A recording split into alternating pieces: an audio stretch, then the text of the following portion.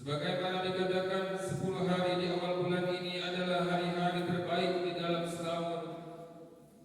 Imam Ibnu Qayyim rahimahullah ta'ala berkata di dalam kitabnya, 10 malam terakhir bulan Ramadan lebih utama dari 10 malam pertama di bulan Zulhijjah, dan 10 hari pertama di bulan Zulhijjah yang ditinjau di siang harinya lebih utama dari 10 hari terakhir di bulan Ramadan.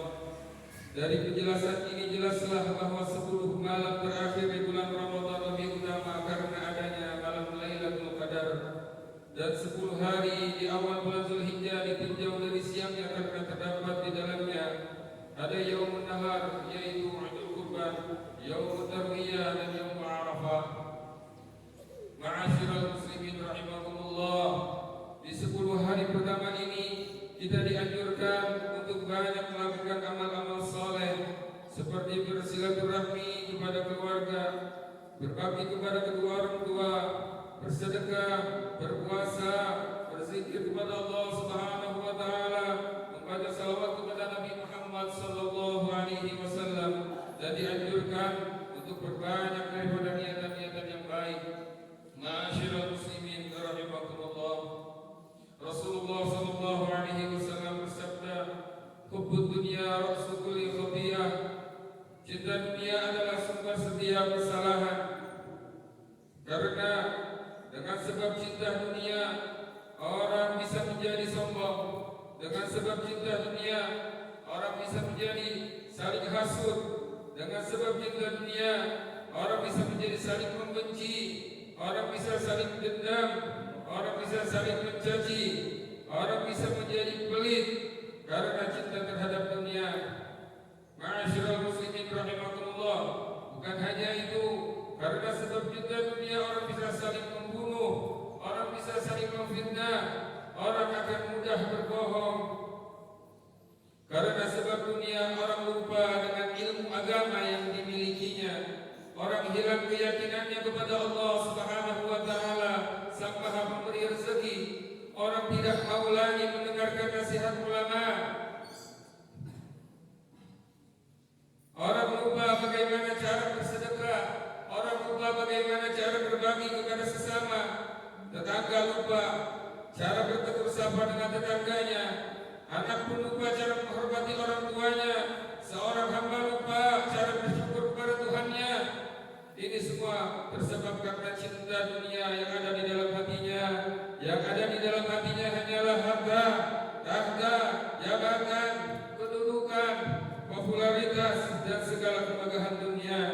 Mereka berani meninggalkan salat 5 waktu demi mencari dunia.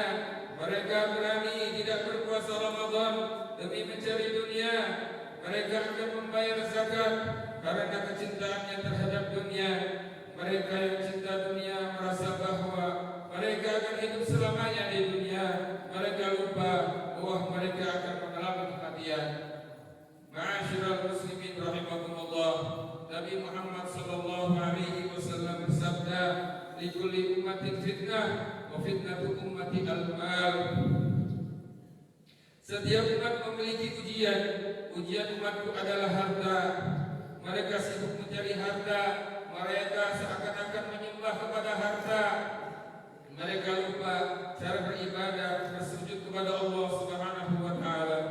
Imam Ali karramallahu wajhah, beliau memberi perumpamaan antara dunia dan akhirat. Beliau memperumpamakan akhirat dan dunia itu seperti timur dan barat yang tidak akan bertemu. Kalau kita ke barat berarti kita menjauh dari timur. Kalau kita ke timur berarti kita jauh dari barat. Ini gambaran kalau kita mendekat kepada akhirat berarti kita menjauh dari dunia. Kalau kita mendekat kepada dunia berarti kita menjauh dari akhirat.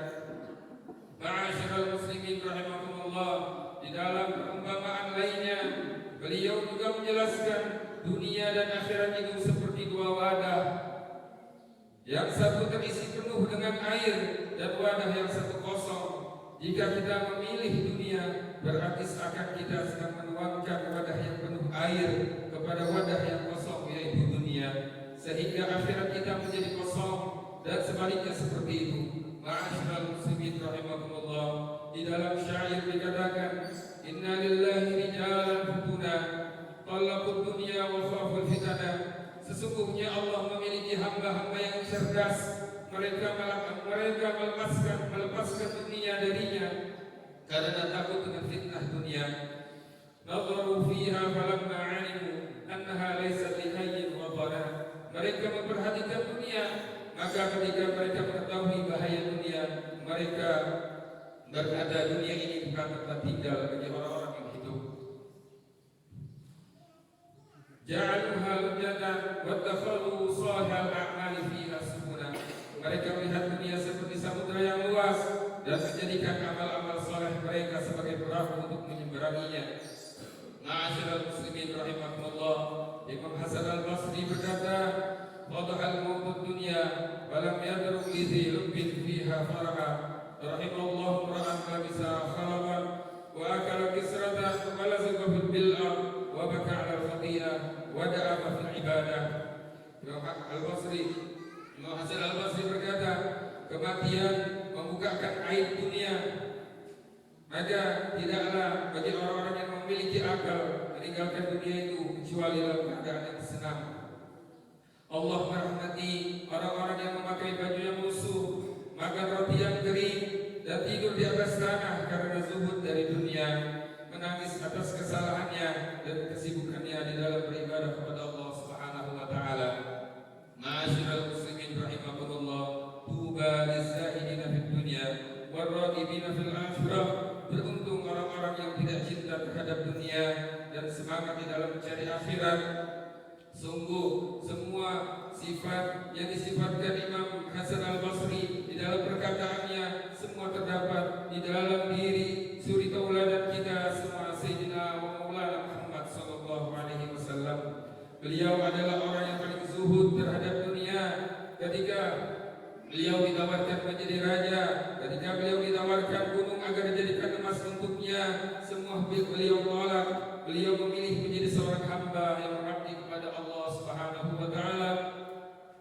Semua itu beliau lakukan karena kasih sayangnya kepada umat Nabi Muhammad sallallahu alaihi wasallam. Ketika Sayyidina Bilal bin Rabah, beliau azan seperti biasa. Setelah azan beliau mengetuk pintu Rasulullah sallallahu alaihi wasallam sambil berkata, as-salah ya Rasulullah, as-salah ya Rasulullah. Pada hari-hari biasanya Rasulullah langsung menyambut panggilan Sayyidina Bilal untuk melaksanakan sholat berjamaah di Masjid Nabawi. Tapi pada saat itu tidak ada sambutan dari Rasulullah secara langsung. Sayyidina Bilal pun menunggu sampai beberapa waktu. Setelah beberapa waktu, barulah Rasulullah SAW membukakan pintu kepada Sayyidina Bilal bin Rabah. Sayyidina Bilal bertanya kepada Rasulullah SAW, kenapa engkau lama menyambut panggilanku ya Rasulullah?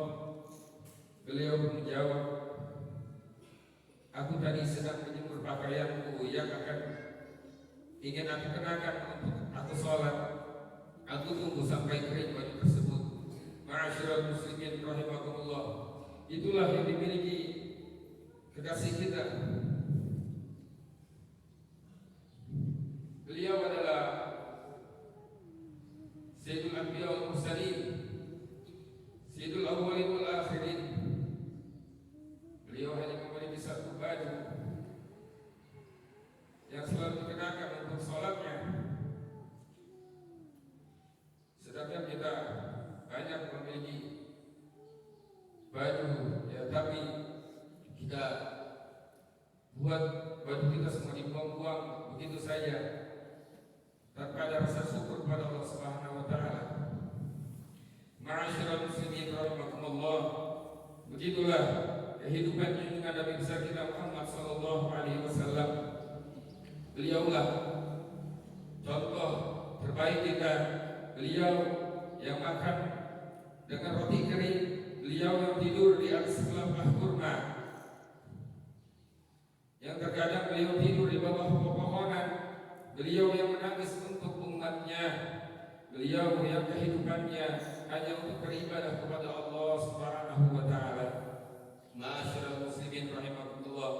Mudah-mudahan kita dapat mencontoh apa yang telah dicontohkan oleh baginda Rasulullah sallallahu alaihi wasallam di dalam kehidupan kita.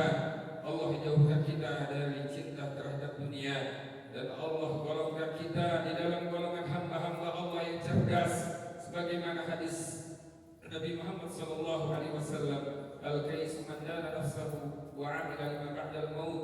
Orang yang cerdas, orang yang mengintrospeksi dirinya dan beramal untuk kehidupan setelah matinya. A'udzu billahi minasyaitonir